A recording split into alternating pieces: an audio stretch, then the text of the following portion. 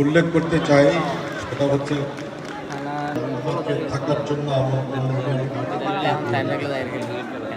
ওই জন্যই তারা প্রচেষ্টায় ক্রীড়ার প্রতি অনুরাগ, যেটার জন্য আজকের এই টুর্নামেন্ট অনুষ্ঠান করা সম্ভব হয়েছে।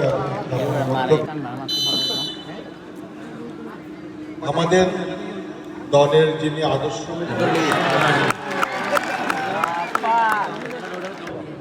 সুদক্ষ ক্রীড়া সুন্দর, আজ কোন ইন্টারনেটের মধ্যে কুপমণ্ডকতার মধ্যে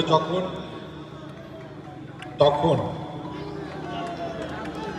এই ছেলে মেয়েরা যদি ক্রীড়ার প্রতি তাদের একটা মনোযোগ থাকে, তাহলে নেশার জগৎ থেকে নেশার তারা। আমি তাই বেশি কিছু বলবো না, ক্রীড়াও শেষ হয়ে গেছে। আমি সবাইকে অনুষ্ঠান আয়োজনের দুই দলকে এখন নির্ধারণ হয়ে গেল দুটো টিম প্রথম হয়ে